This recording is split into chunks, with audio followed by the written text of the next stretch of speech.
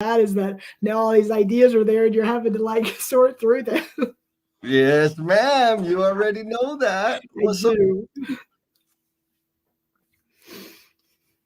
Good. Yes, good. So, we already got our Woo, first woo, call. woo, woo. Mr. Jim coming in from Dallas on the deck. So Yes. don't. Good morning. We got Mike Kyman. What's up, Mike? Yes. Happy Haven't seen Independence him in Day. a while. Thank you for being here. Yeah, I'm gonna get to hang out with him here in a few weeks, Mike. I can't wait. Nice. So speaking of ideas that Okay. come up when I get a lot of rest, we'll say this a few times throughout the show, but we're gonna run a little experiment today, and we have a prize. The prize is this: you will get free invite access to next week's facilitation for connection session. This will be round number 2 on that. All you have to do is drop the word connection in the chat. Connection in the chat. And at the end, we have this there's this little tool I found on StreamYard that does kind of like a randomizer selector thing. And we'll announce the winner at the end of the live stream. Drop the word connection, and you'll get an invite to our session on Friday at 2 p.m. What do you think about that, Jen? I like that. So a little bit also, can we add that, like, what is this facilitation thing and what is it? Is it part of a bigger thing, or is it just a conversation on facilitation? I didn't see that. Yes, please, because I didn't see that on the agenda. So Cultivation Crew, which is a bigger thing that you and I have launched, that facilitation is one component of 4 that we are digging into, and we have an amazing group of people, and we're continually adding people on just how can we connect better. And so connection is the key, but it's like that facilitation piece, storytelling. How do we do storytelling? How do we give and receive feedback? And how do we do self-reflection? So that's the bigger thing, but right now we're in the middle of facilitation. Yes, and the field assignment after this week's session is going to be super, yes, super it's going to good. be awesome. Oh man, so we got people. We got Mr. Buddy Brumley saying hashtag dang it. Good morning, buddy. Oh, we got Miss Holly. Holly, how you doing? Coming in from Ottawa, Canada. Is she new? You know what? This might okay. Be, well, then we need. Is this your first time? I know her. I did she was like my champion for an IPD webinar conference. Nice. Out in California. I need to connect with her. But can we do blue hearts just so I can make? Yes. Yes. Please. Okay. Please. Then we'll say hi to everybody. So if this is your first time, if it's your first time joining us, then you automatically fall into this category. But if you have also been maybe watching us, we call you lurkers, not bad, but lurkers just kind of, you're not really engaged. You're kind of watching, observing, trying to see what the heck's going on with these two. But you maybe today are willing to type a little bit and contribute. The only ask is we ask you to put a blue heart in the chat, and you can do right click, go to emojis and do that, or just write blue heart, whatever you want to do. But what that does, we won't like do anything more than just recognize you and give you a shout out, but also it allows our entire No BS tribe to know that you are a new person. And what that does, it signals to them that, hey, this is a new person. Let's make sure we welcome them. Let's make sure we connect with them. And then we also go and follow their content so that sorry, my nose is running.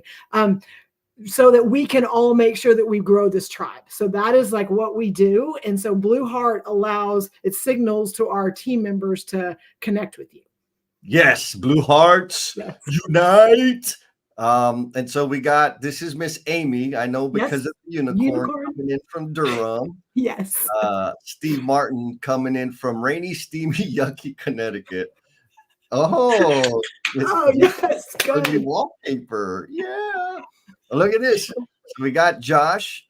Hello, Josh. Connection. Holly also dropped connection. Nice. And look, Holly said yes. On behalf of the Integrated Project Delivery Alliance, IPDA. Awesome. That was the conference. And nice. She's super awesome. Thank you for being here, Holly. Yes. So again, drop the word connection in the chat to be eligible or to get in the randomizer raffle thingy, and you'll get free access to our session on Friday. And What are we talking about today, Jen? Vision. And so we're talking about visions today, which that's, to me, it's a sticky word, and it does not a bad word. It's just a sticky word because I think people can use it, they just they say vision, but it also can really make people like struggle, and they can like it can get them in kind of in a weird place when we're talking about vision. And so I'm just going to throw how this even came about, and then I'll let you take it from there. Is that good? Come on. Okay, so usually we have our after party, which we will have one today. Have our after party, then we life comes in and we do a lot of stuff, and then we sit down and talk about what are we going to talk about on our next live stream.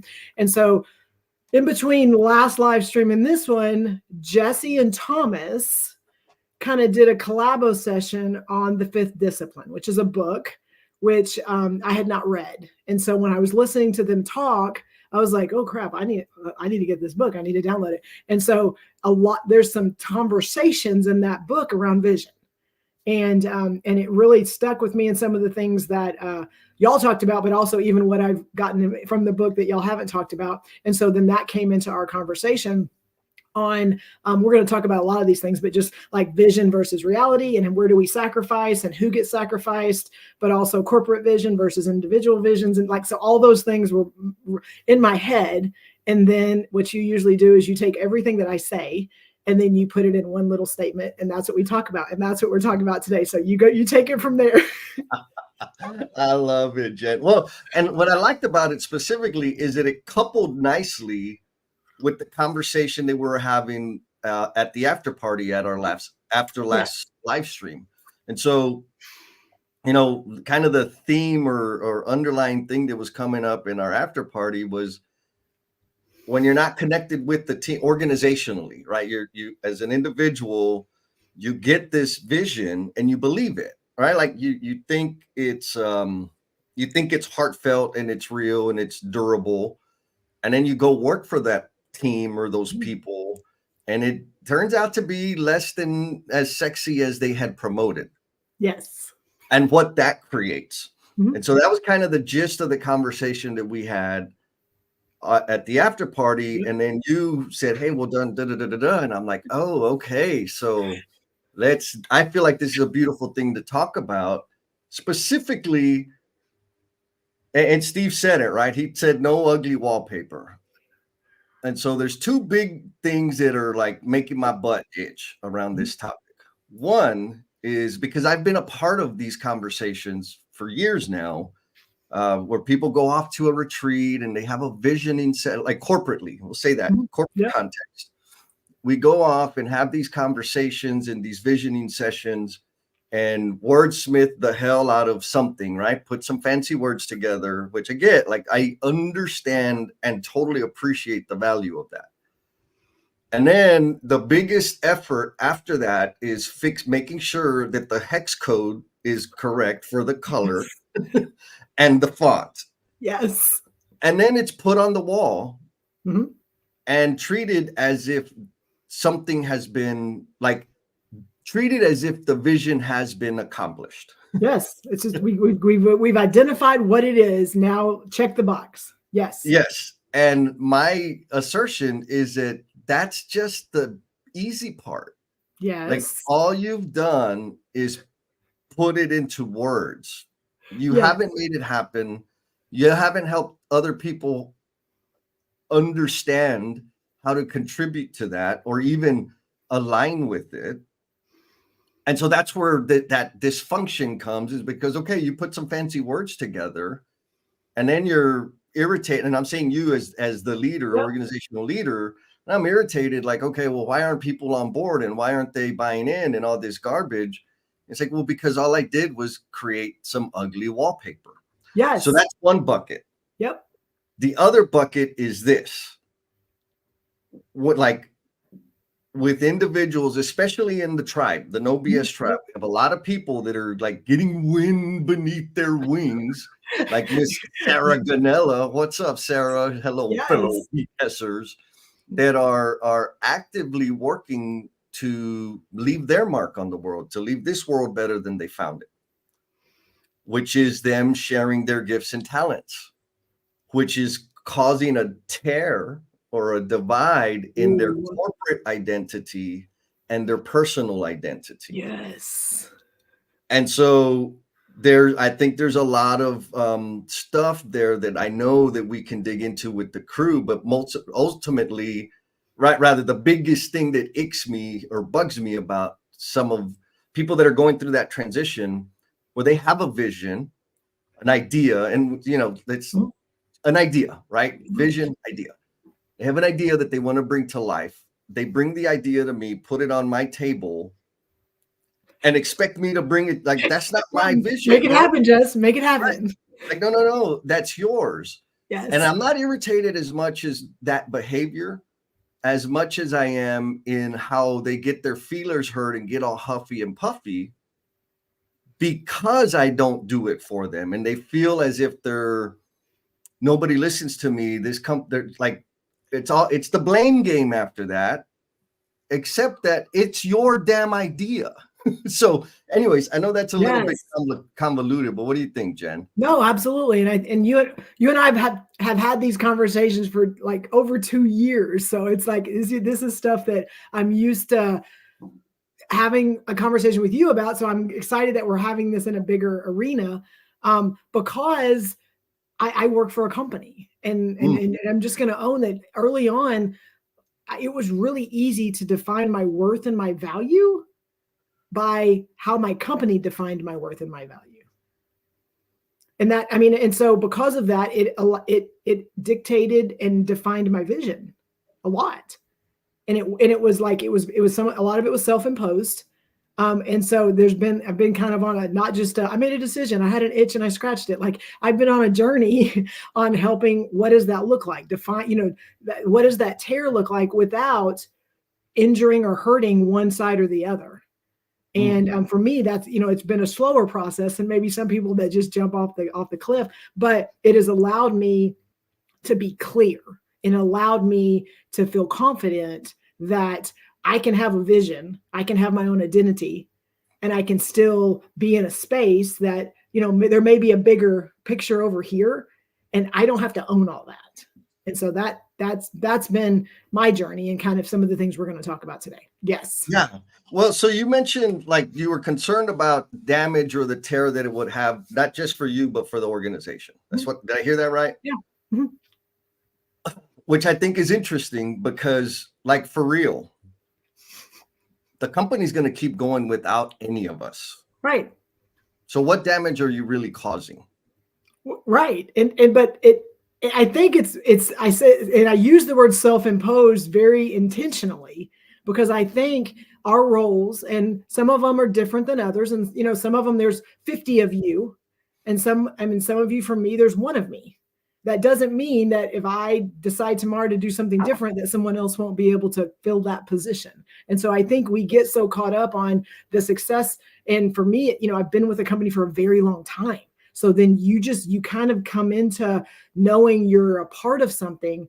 And then, well, what happens if I do something different and then it impact? I mean, again, it's stuff we do in our head. It's the things we're saying in our head that keep us. And I think that's another conversation we're going to have today, is that keep us from pursuing something, because here's my reality. Here's the things that work. They've got me here. All that stuff. And it keeps me from making a decision, or keeps me from going in a different direction, because, I owe them.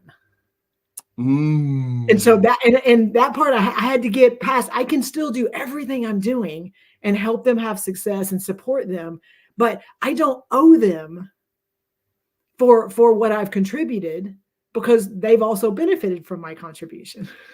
Oh, I think that's huge, girl. I know, right? Well, one, because you and I've had this conversation so many times, and to hear you say it with the confidence and clarity that you just said it, I think is phenomenal. And so I'm gonna throw this question out there to the tribe. Do you Yes. owe? Oh, that's not the right spelling. Do you owe? Well, I may not spell it right, but I know it doesn't have an I think N you in had it. it right.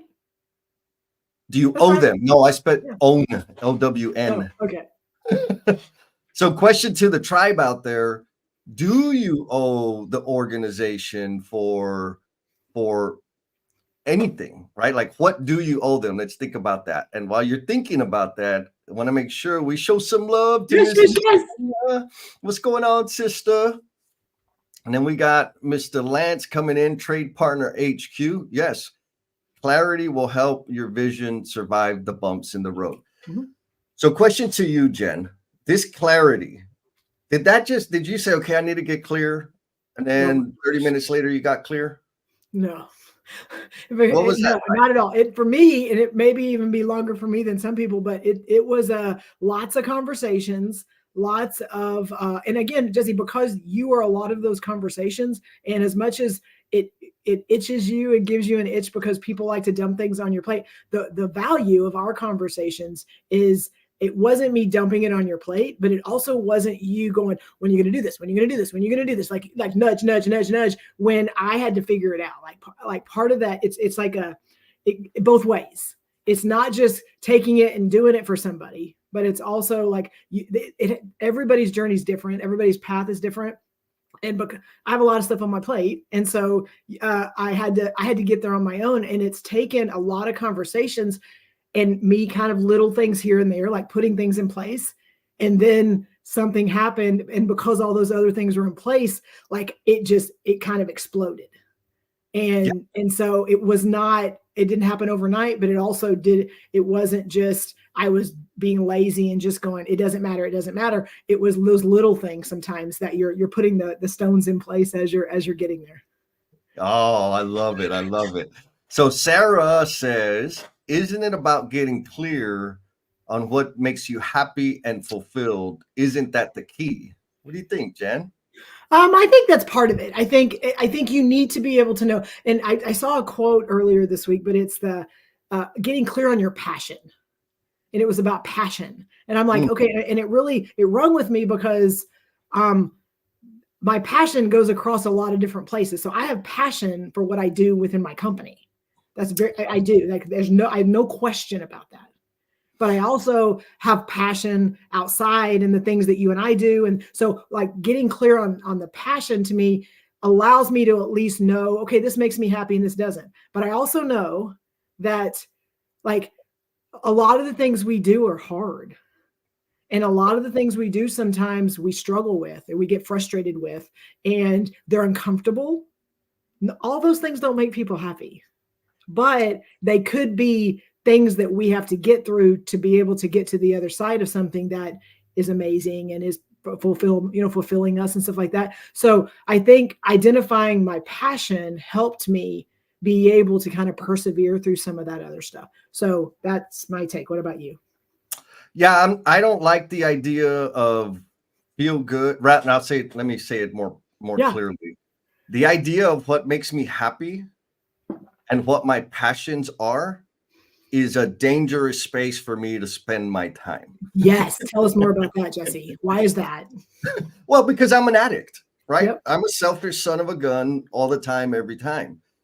And if I spend my time on the things that make me happy, there's a lot of things that make me happy. Expensive, illegal things make me happy, right? Other people's wives make me happy. That's not okay to do that. Mhm. And so I have to be careful there. And on the passion side, I have a lot of things that rev me up and get me going, but they only serve my Oh, desire and my need, right? So I'm going to be super clear. I'm not accusing anybody of being as twisted as I am. I just know how twisted I am. mhm. And so for me, it's about fulfillment. What are the things that bring me the greatest amount of fulfillment? And the list can get gigantic. But basically, it is serving others. Yeah. And yes, I've said it before. For me, it's a selfish act because of the fulfillment it brings. I'm going to serve others, and it keeps me on the path to becoming the promise I'm intended to be. So Yeah. I know that might be a little convoluted, but for me, it's really important to maintain that framework. I mean, like Sarah's saying, she's like, fulfilled to me is passion. I can agree with that. Mhm. I just know that there's some things that I'm passionate about that Yeah. are are just no bueno for me. And I think that's I think being clear on that, the difference there, because I have a shirt that is like, do what makes you happy. Like I love shirts. I love wear, and Yes. I have people that there's one person specifically in my life that when I wear that shirt, like, Jennifer, I don't believe in that. And I'm like, okay, why? And they're like, because there's a lot of things that make people happy that are not good. And so very, very much aligned with what you just said. Yeah, but again, I want to like ultra clear for the tribe out there. This is the framework that happens in Jesse land, right? I'm not saying that your framework is wrong. Right. I'm saying that this is the script that I need to follow in order to contribute in the way I want to contribute, because it's very easy for me to like get way off of the track. So we got Robert. Why? What's up, Robert? He said Yes. busy with family. He's back. He says one of the things that brings him the most joy is when those around or under me succeed. It's even better than my success. Yeah. Yes. Dr. G, what's up? She's been all over social media. So oh man, go follow her because she is changing the world. She's a boss because I'm bossy. I don't know if you know that song, but I like that song. Anyway, she says the fulfillment cycle is powerful. And so, yes, 100% for me, like it's a never ending, it's that reciprocal propulsion thing, right? Like I do it, it gives me more energy. I do it, it gives me more energy.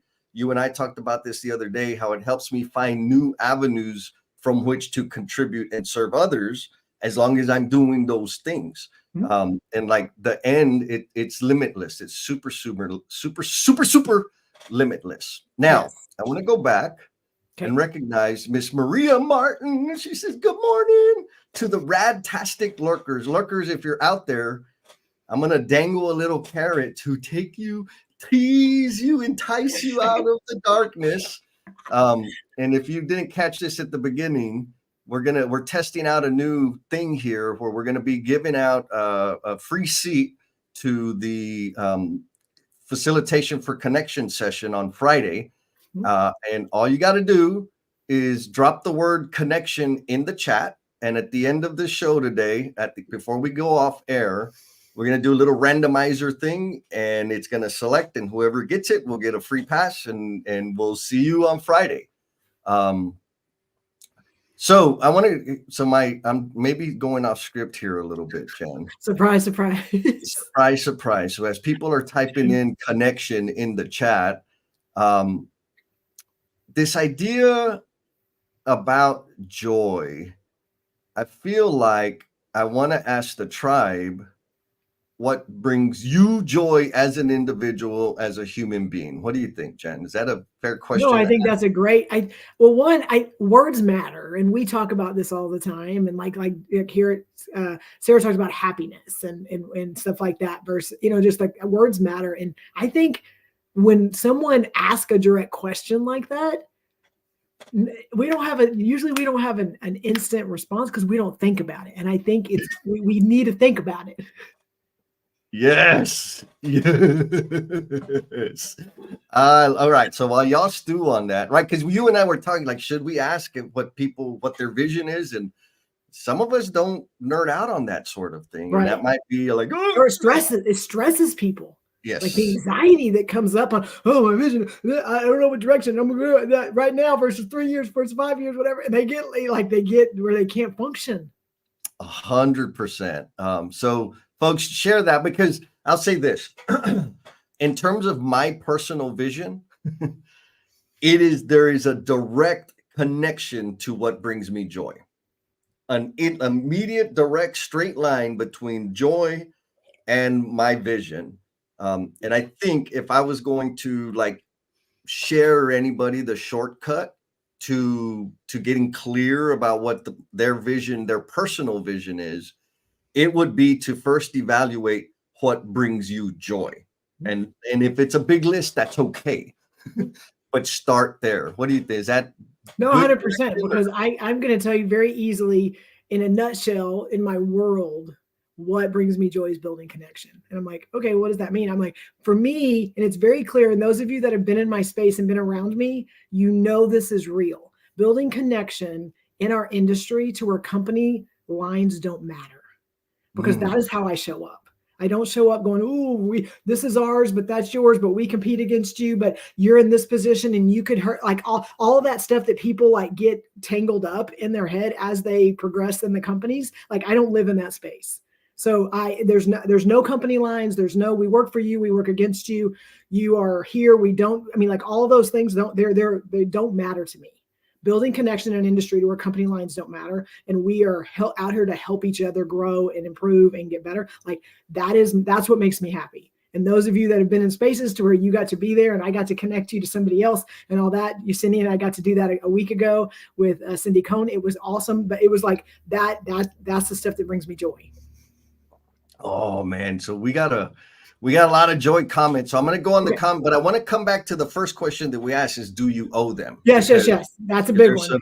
There's some important stuff there, but first I don't want to break the line between the joy, because you know how my brain works, or doesn't work. And so Miss Holly says, as a mama of 4, the happiness and success of my kids matter, especially how I'm showing up for them. Yeah. Yes. Important. 100%.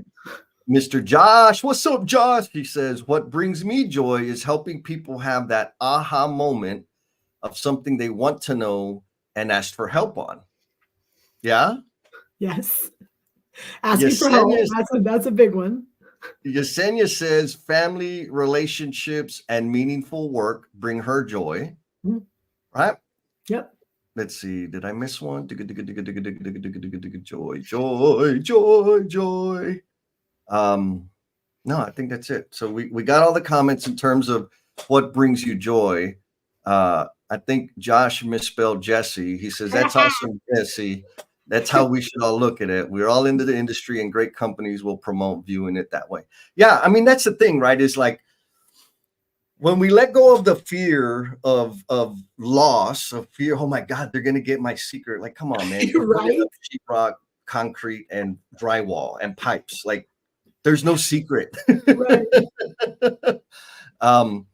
But we can all contribute to each other and make each other's days better, or experience at least a more positive and fluid experience. And so, and can we just make the statement, and then I want you to transition. Like, I don't know anybody out there, and if I'm wrong, please correct me.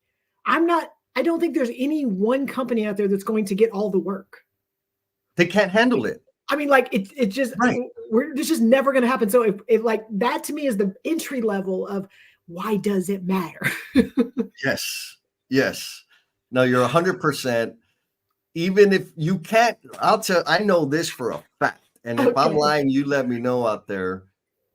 I know this for a fact. If any company out there got every project they pursued, they would lose their ass, because they do not have the resources to staff it and deliver on all that 100%. Work. Come at me if I'm wrong. 100%, you're right. But still, we play these games that divide, blah, blah, blah. So anyways, okay. Yes. So back to the joy. Robert says his joy is directly related to the posture of his heart towards surrendering control and trusting and building up others. Man, that's gangster. Oh, damn. That's a quote. Yes.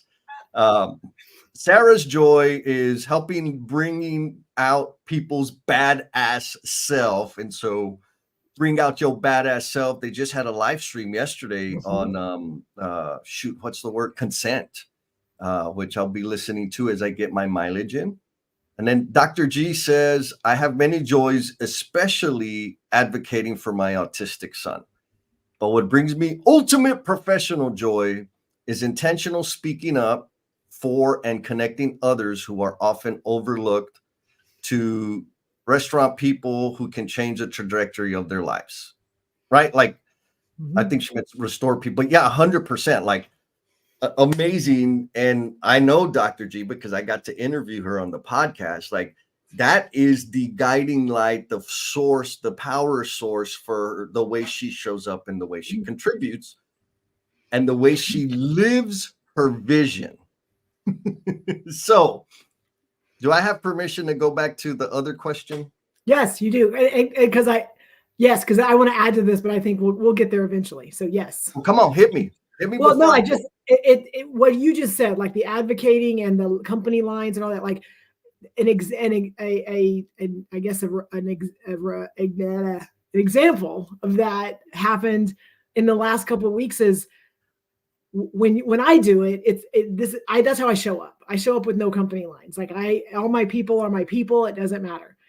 But what really, when I see my vision, like creating those ripples of impact, and all of a sudden something happens that I'm like, ooh, like that's what I would do, but somebody else was doing it. So an example, and I posted about it on social media, was there was an event last week that I wasn't able to attend. And Jamie Knox, who's in our tribe, she was there. We compete against Jamie's firm. So we are competing GCs. And she's at an event and says to a group of people, y'all need to meet Jennifer. And this is a company that at any point could be working for her company, could be working for my company. And she said, you need to connect with her.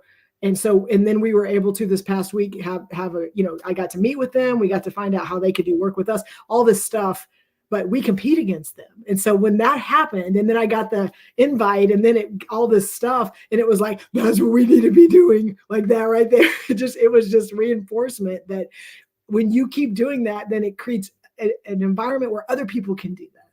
Yes. And so we just talked. Thank you, Jen. Yes. We just talked about what brings us joy and what that connection might be in terms of your own personal vision. We haven't talked about the ugly wallpaper. So I'm going to kind of maybe take us back a little bit to the ugly wallpaper and then come back around.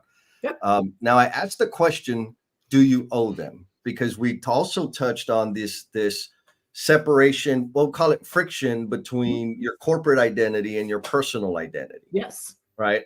And we talked about, you and I, many conversations over many months about what the difference was for Jennifer Lacey. And there was this thing of like, but I wouldn't be who I am. I wouldn't be where I'm at. I wouldn't have the things. I wouldn't, because they gave it to me. We had a similar conversation with Megan, and we've had like this thing comes up over and over. And I remember feeling that, right? But I'm easy at leaving people. You can ask all my exes and all the companies. Ask Sean Moran. Sean Moran will tell you, Jesse's an expert abandoner. But I've had those feelings of I can't go because of everything they gave me. And that's how I think that keeps a lot of us stuck longer than necessary. Now, the question to the tribe was, do you owe them? And so we have a couple of comments here. We got Miss Stephanie, who I got to hang out and have awesome conversations with her. She did a webinar, learned a lot, and she's going to change the world, continue changing worlds. Stephanie said, this is such a powerful conversation, realizing that you don't owe anyone anything except yourself, meaning you only owe you, releases so much pressure and frees you to explore what's important to you. What do you think, Jen? I think, yes, 100%, Stephanie, you killed it. And the way this translates into my brain is when we go eat some really good food, Jesse, because you like really good food. When we go eat really good food and we get to experience it, and then we get done and we get to say thank you, and then we leave. Do we go back to that restaurant the next day or the next week and go, hey, remember that food you got me? That was really good. I appreciate it. No. Thank you they're powerful words for a lot of different reasons. We talk about them with feedback, but like, yes, this happened and we acknowledge it. And then we get to keep moving. And that's kind of, Stephanie says, we get to release, like we acknowledged it, we appreciate it. And then we get to keep going. There's not these anchors that are like in us that we just have to keep turning back. And we have to keep acknowledging all of the, things that got us there, because we were there. We were a part of those things. It wasn't somebody laying this yellow brick road out in front of us and we just got to, skip down the road and everything was just like, most of us worked really hard ourselves to be able to continue to move down that journey and to accomplish the things we did. Yes, there was a platform. Yes, there was an opportunity. And so yes, we need to say thank you. We need to acknowledge that. That's fine. But the owing piece, like, it anchors us into something that does not allow us to move forward in that own personal journey. Yes, That part. I agree 100%. It handcuffs you. Yes. You only serve, right? I'll say it this way. It's handcuffed me to limit my ability to serve. Meaning my whole world were these little, and they were big companies, but from the grand scheme of things, little venues, baby venues compared to the venue that I can actually serve in and contribute to in big, meaningful ways. So, and it's both. And I think, again, I know you're about to pull something up, but Mike mentioned too, like, it is both sides. Like, we can't just dismiss, like, that you didn't do anything to help me. I mean, like, I will own that, like, the opportunities I've been given, I fought for them and I earned them, but they were also given to me. Like, someone had to say yes. So I think it's the balance and being able to acknowledge, thank you for this opportunity. And then this is what I did with it. I think we have to make sure we look at both sides. 100%. And so Yesenia, speaking of both sides, says, indeed, you do owe them a little. They invest in you and train you. So the way you give back is through your commitment and loyalty. However, the business should never stop investing and providing training for its employees. It is not a one-time event. What do you think, Jen? Yes. Well, and I think that piece right there is where that ties right back to the vision piece on, it's not a one-time event. And so I think it's what we get caught up sometimes in checking boxes, and we get caught up in I provided this for this person, and I'm going to say, for me, I don't know many people that just, okay, now that's done. Now they're in a spot where now they're good and they can just go forward and they don't need to learn anything else. Like, I feel like evolution is part of everybody's journey. And what are we doing to internally, or allowing them to do that externally? What are we doing to help feed and help that grow? Yeah. So I think the word you used is perfect, evolution. And I will come back to that because we got some great yes. So Robert says, I'm not sure the correct word is owe, but maybe prefer or reciprocation for what has been given you. All right. So exchange is what I'm hearing. Sarah says, did they give it to you? I would argue that elevated them and gave them of your amazing self. Right. That part right there, it takes some, like, it takes you a bit to get there. Yes. Mike Hyman, and I'm going to use Mike as an example here in a minute. The flip side, don't feel like, for real, like it's a real true story. The flip side, don't feel like the company owes you anything. Having a good balance and understanding that ideal state can exist when neither side feels like they owe. Word. Man, we got some stuff here. Maria says, you can be grateful without owing someone.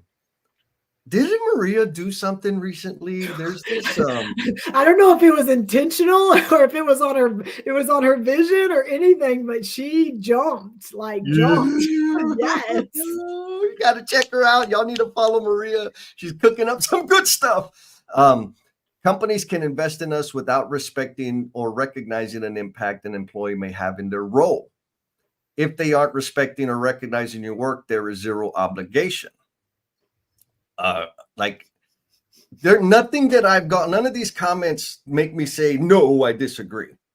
I think they're valuable in thoughts or perspectives in terms of identifying or maybe recognizing our own ability to contribute. And I promised that I was going to talk about Mike Hyman.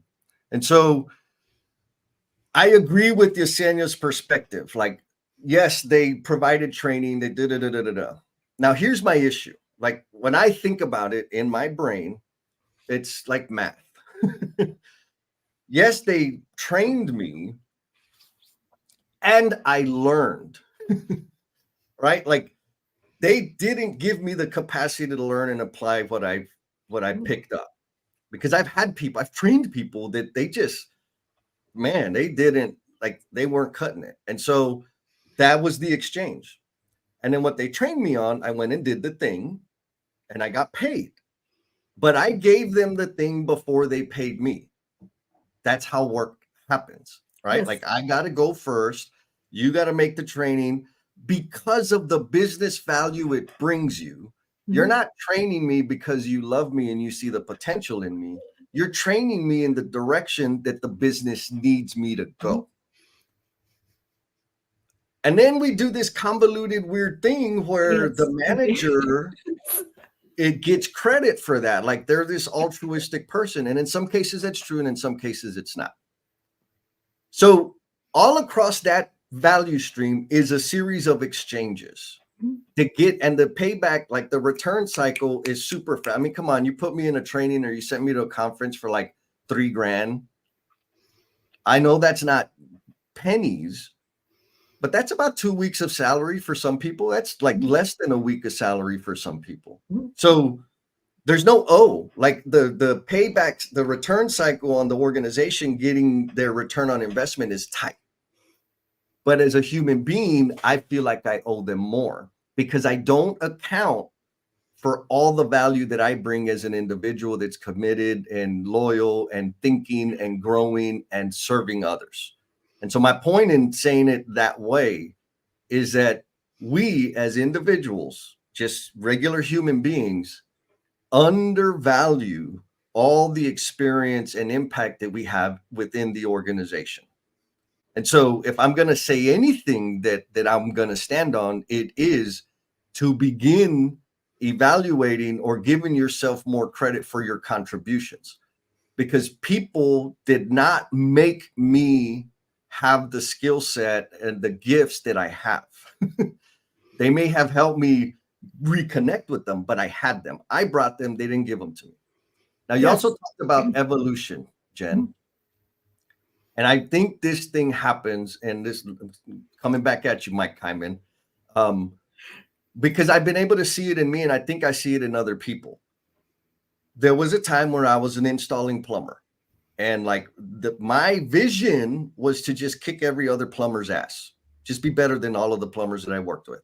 Mhm. And then I got to foreman level. My vision was just to be the best freaking plumber in San Antonio, plumbing foreman in San Antonio. And so over time, I started discovering these new things that I had a skill set to do and got resources to cultivate and develop from the company. And then I did those things. And so over time, my contribution to the organization and to the company evolved. Mhm. I think a lot of us go through that, right? Not because they put me in training or didn't put me in training. There was a lot of the skills that I have. There is no freaking training for it, right? Like, there's no training to be this sexy, for real. So anyways, let's get back on track on the tangible goals here.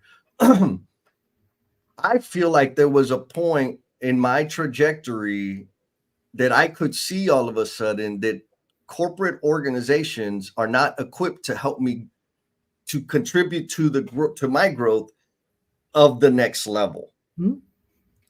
And I remember Mike Hyman and I had this very frank conversation about the situation. And the words Mike said was, I feel like I'm holding you back. And I was oh shit. Okay. And I don't think that was like just a selfish thing. I Mhm. think it was him. I felt like it was him recognizing what I could do Mhm. if I could spread my wings and fly. And so that propelled me, like just that support, human to human, I Mhm. think had the bigger impact on me and my ability to serve.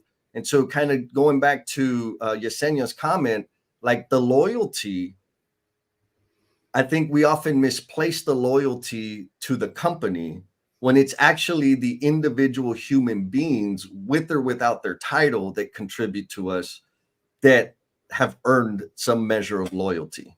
What do you think about that, Jennifer Lee? Yes, and I have an example of that specifically. So one, I want to re-emphasize the undervaluing our contribution. Like number one is we do that. I don't care if you say, I know it, I know it, I know it, you're still undervaluing it.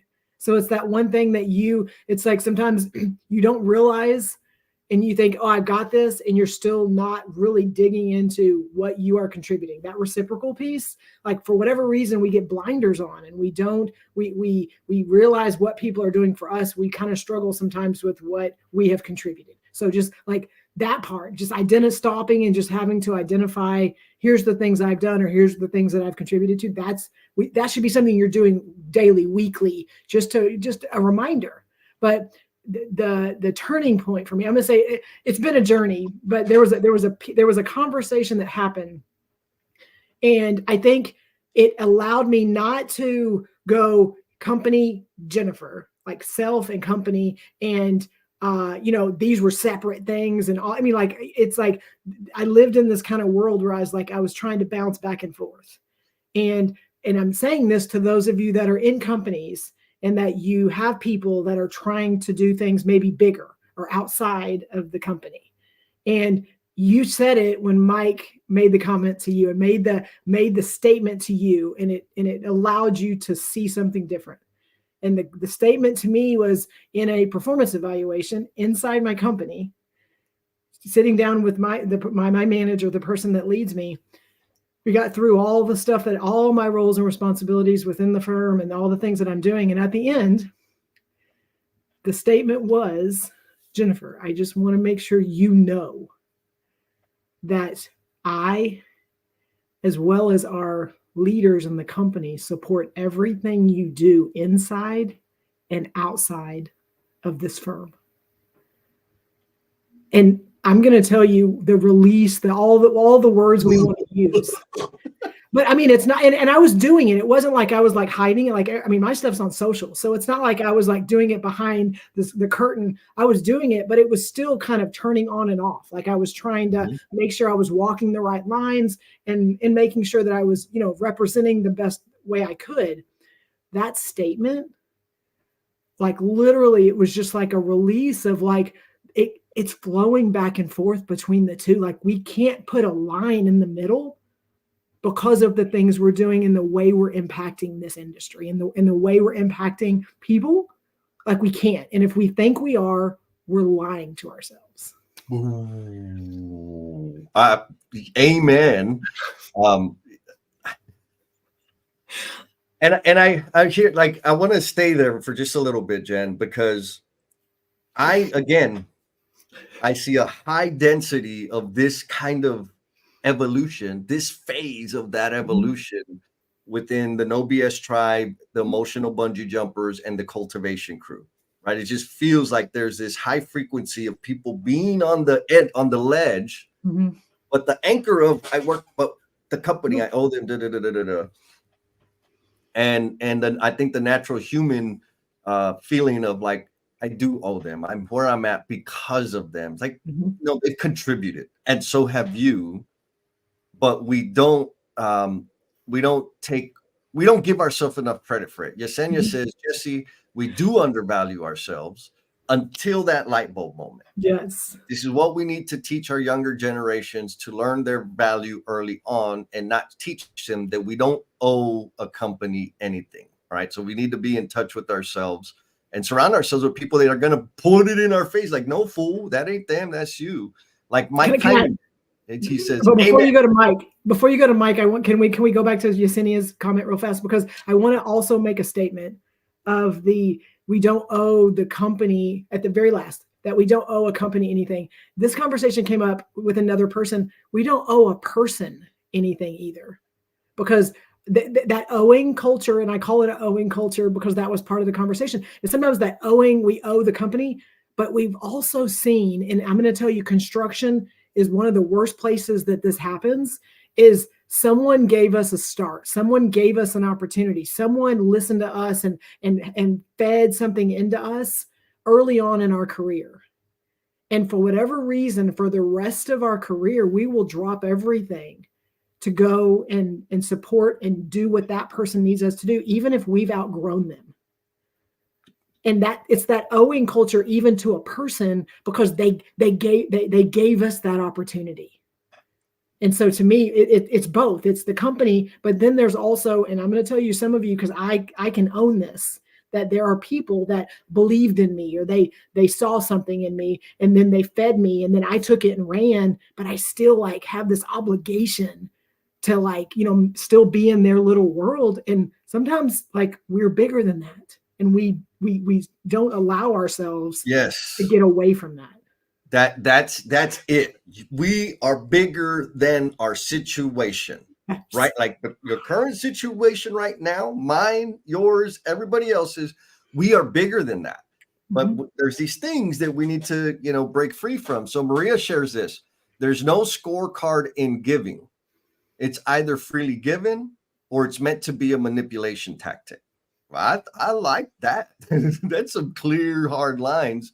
And then again, back to Mike, just want to shout out because huge contribution in my life. He said, yep, the bird has been let out of the cage. Thanks, Mike. I appreciate that. Eagles, baby, Breckenridge Eagles. And so I want to remind people that we do have a little thingy going on. Yes. And actually, let me go back to this. Mr. Jim Gontorius being super awesome, right? He says, sorry, I'm booked on Friday. Otherwise, he would participate in the little challenge we got going on. And he doesn't want to take away a spot from somebody else. And so that thing is dropping the word connection in the chat, in the comments, the word connection. And we're going to do a little randomizer drawing at the end of the session here in a few minutes. And the winner is going to be able to, or get an invite to come and hang out on the facilitation for connection session that we have going on Friday. So drop the word connection. If you're already a member and you get selected, like if you're already a member of the cultivation crew and your name gets picked, then you get to invite a friend. Yes. Right? Like, go ahead and bring us some more victims. All right, sorry, I got off track. That's okay. So there's there's two big ones here. But Nate, what's up, brother Nate? Back to the loyalty idea. And just so you know, he's another one that's right now making some transitional decisions. Oh, awesome, man. Happy to hear and support in any way, well, in the ways that I best can support, not anyways, because there's a lot of ways I won't. He says loyalty. Marines are in the foxhole, in the firefight for the Marine on their left and right. They're not there for the general. Right? Yes. So how does that tie back to vision? Well, let's see. The company has a vision. The leaders within the organization and within the departments and cascading throughout have a responsibility to the organization because that's their job. They're getting paid for this. Like, that's what I'm getting paid for. There's been a lot of things that I've carried the flag that I did not agree with or believe in. But because I'm being compensated by this organization, I'm going to carry it. And it wasn't against my values. Yeah. It was just one of those things that, in Jesse land, that's not how it works, but it does no harm. And so I could do the thing. And so in terms of okay, we talked about how do you get connected with your vision? Well, what brings you joy? We talked about fulfillment and passion and what makes you happy, What connects you with the joy? Then within that joy, how is that your vision? Now I'm going to say this, hopefully drop some seeds into people's heads, is when I started getting clearer, and for me, it was a 10, 15 year path. As I got clearer about what brought me fulfillment and what my vision is or could be, my performance at work got better because I was more intentional and direct about the work that I was going to do, not the work that they wanted me to do. Right. And so that's a little bit scary. But the point is, as I got clearer about my personal vision, I was able to contribute in more meaningful and profitable ways to the organization's vision, provided there was alignment. Yes. All right. And provided that the conditions were such that I could continue to grow.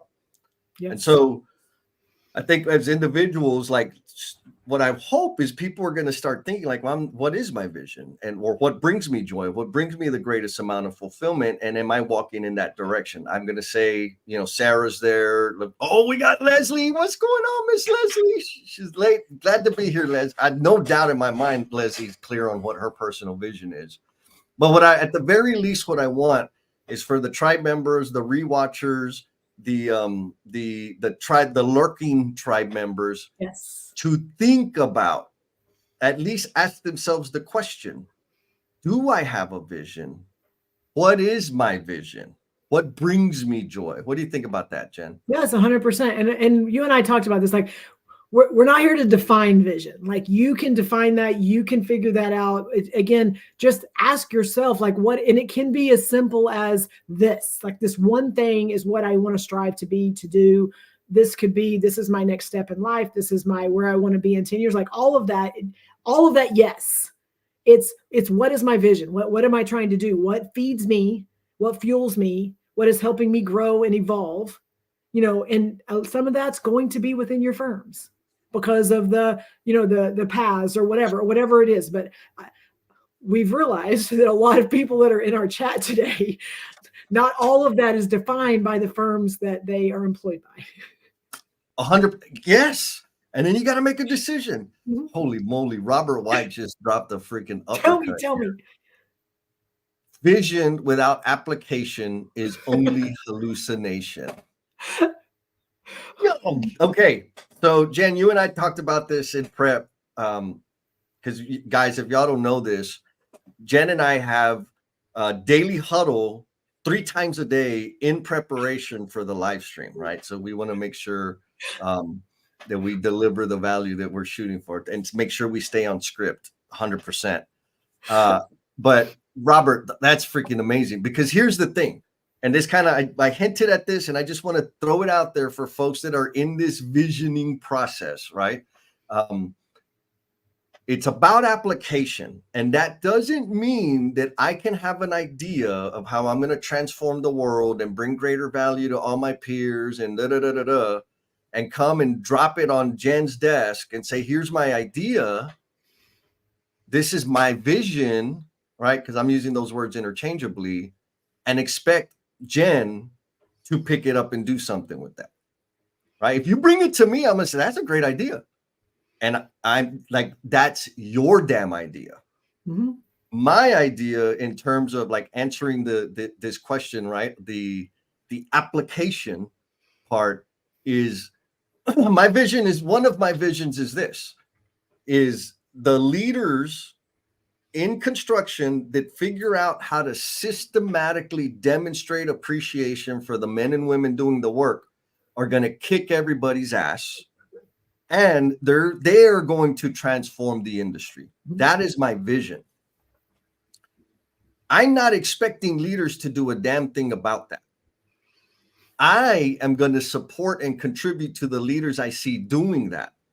I am going to message, and I have training around that. There's a lot of things, a lot of my stuff is focused in that direction so that I can attract people that want to support and contribute or experience that vision.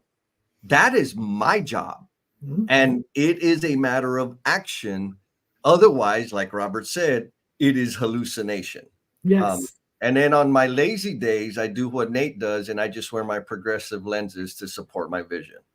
But Nate brought up like a really good point here. Too often, very, very clear, people confuse vision with the long-range plan. My favorite vision question is, in 20 years, forgetting everything you've done to now, what do you want the dearest people in your life to say about what you've done, what you're doing, and who you are? Yes. Right? Like that's a freaking amazing model to go down that path. What are your thoughts, Jen? Well, I want to go back. I mentioned this like statement a lot based on the stuff we talk about, because we got really clear early on when we did the live streams with the Lean in Love, and then we launched No BS, that if we weren't willing to exhibit the behaviors we seek, then we didn't need to ask for them. And I think that falls in line a lot with this, what you just said on here's how I can contribute, here's how I can connect, here's how I can feed into my vision, and that's on me. And so I want to add to that is that I know the spaces I'm in, inside my firm, outside my firm, representing my firm, representing what we do, all of those spaces. If my vision is to help build connection within the construction industry by eliminating lines, then everything I do needs to feed that. And so, and the way I can do that, because that scares people. That scares a lot of people, especially people that sometimes are in spaces that are listening to what I'm saying.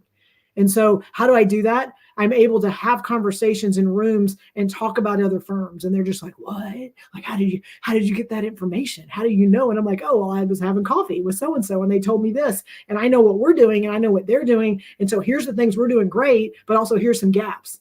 And they're just like, what? Like, again, I can't make them do what I do, but I can very much exhibit the behaviors that in my mind are going to help our industry be better. And the more that they're around me and see that it's okay and that it's not taboo and that no one's going to come and jump on them and put them in the corner or whatever, then all of a sudden more people are showing up on our live stream. More people are showing up when I go on site and talking about stuff we're doing, the book, the things like that, along with things that are happening in the firm. And then they start going, well, I want to try this. I want to start this. And I'm like, that's a great idea. So it's like when we exhibit the behaviors we seek, then we're giving permission without going, you need to go do this. Yes. Oh, okay. Oh man. So shit, we're running out of time. Okay. So last call. Drop the word connection in the chat if you want to be entered into the drawing that we're going to have here in 8 minutes. I'm going to press the button in 8 minutes. So drop the word connection in the chat so that we can get that. And we got to say hello to Mr. Good morning, Will. Showing us some love. He's wondering when we're meeting in the NYC. You know what? Do we have a weekend somewhere planned up in that area sometime? Maybe we'll become yes, 100%. And so Yesenia says we need a part 2 for I was already thinking the whole owing piece. Like, I feel like that's a whole nother anyway. Well, I'm not sure we even answered the mail for today, but that's okay. On the idea of a part 2, like folks, come to the after party here in a minute. I'm gonna bring Nate's comment up, Jen, so that I can go and do the linking for everybody. I'm gonna read Nate's comment, jump on that, and then after that, I'm gonna do the randomizer, the award. If you put the word here, let's do this. Connection. Put that in the comments if you want a shot at winning the prize. And let's go back to Jesus. Oh, here it is. I'll pull it up. You go. I'll read it. You got it. Okay. Yep, got it. Okay. So Nate, what about people who are not visionary? People struggle with some of the steps between visioning, choosing a path, planning, supporting, and doing. When someone puts a vision on Jesse's desk, are they merely asking for help in some of the other steps? 100% Nate. Yes, because we already know people in this tribe and people that are doing things, and even the stuff Jesse and I do. I feel like there are people that are really good at nudging or asking the right questions to get people moving in the right direction. And so I think the point is when I have an idea and I go to Jesse and go, Jesse, here's my idea. Like, what are we going to do? Like what do I need to do next? It goes back to, I hate to say it, but when we go into emotional bungee jumpers, if you haven't been there, let us know. But when we do emotional bungee jumpers, it is when someone has a problem and then they are bringing that problem to a group. And then we are trying to help them get clarity on what their problem is and what their next steps need to be. And Nate, you know this because you've experienced it. When those people bring problems, we don't take the problems away from them. We don't tell them and solutionize what their next step should be. We ask questions to help them get clear. And I think clarity helps people find their vision, their path, their planning, their supporting what's next by asking the right questions and helping them get clear on what they want. And I think it's not even just that they're not visionary.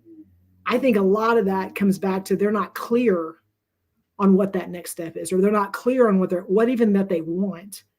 And we've got to make sure that we have people, they're surrounded by people that are allowing kind of some of that stuff to be revealed through conversations and connection.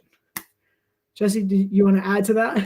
Yeah, no, absolutely. I agree with Nate, which is another one of my visions, right? I believe my purpose, one of the ways I serve in very meaningful and fulfilling ways, is by getting people on the path, introducing them to the promise they are intended to be.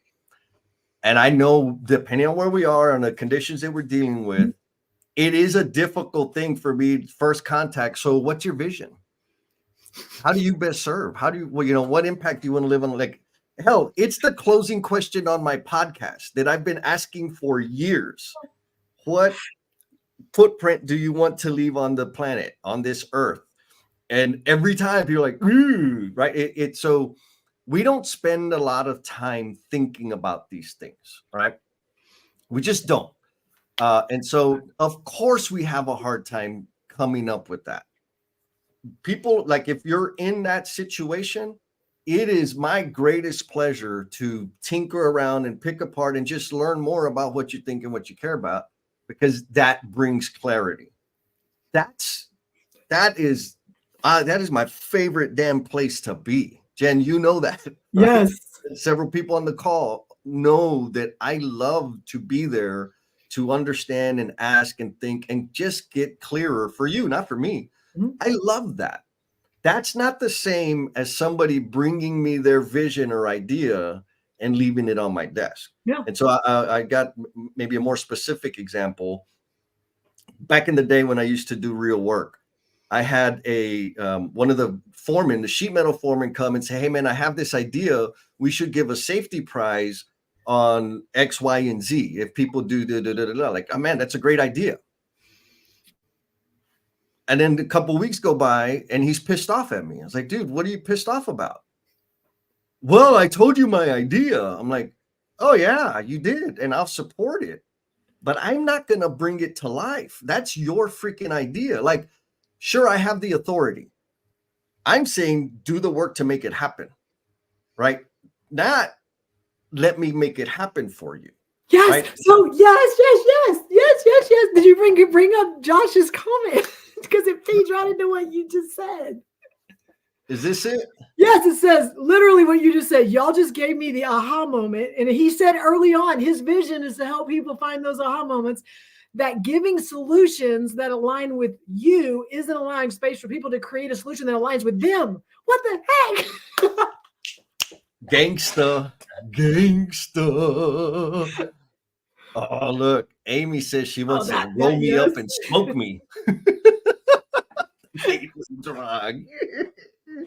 Oh man, I love it. So Nate, there was a lot of comments that came through while I was doing my speech. Yes. We've had some beautiful. Well, it's because I was talking, and so it was just feeding them and fueling them. That's what it was. Look at this. No solution changing. Yes. Hashtag pure coaching, 100%. That's it. How can I help guide you, get you on the path, pull out what's within you? Yesenia says, "Jesse, but was there clear communication on who would actually do the damn thing?" Actually, that's a beautiful question, Yesenia, because in that situation, there wasn't. Mm-hmm. I assumed that he knew I wasn't going to do a damn thing. Or rather, I assumed that he was going to take the actions to make the thing come up. And so that was that's why it sticks in my head so much, because it was an important lesson that since then, when people bring me an idea, I'm very clear, like, okay, what do you want me to do? Because I'm not going to do everything. And I thank you, Yesenia. That's super, super important, because you do got to be clear about who is going to do the damn thing. And my question is very similar, Jesse. I ask, what is the next step? Because that to me, when I ask that, when someone comes to me with something like that, and I ask, it's very clear what their response as to what they're expecting versus maybe what needs to happen. And so that opens up a big conversation. I like it. Super, super powerful. And are you ready to do this new experience? Yes, the connection. Who's the winner? Hang on. Let's see if it works. And so, and while you're doing that, so yes, I did get a text from someone. Yes, there is an after party. So Jesse did put the links in I'm assuming everywhere, Jesse. I think I got them everywhere, but I posted a bunch of them. Okay. Yeah. So yes, there's an after party. If you want to continue this conversation where you get to do way more talking and we get to listen, then please join the after party. And you don't have to have your makeup on or have anything else other than just joining audio. So yes. All right, are we ready? This is for everybody that typed connection in the comments. Let's see how this goes. I'm going to hit draw. Oh, look at that. Josh!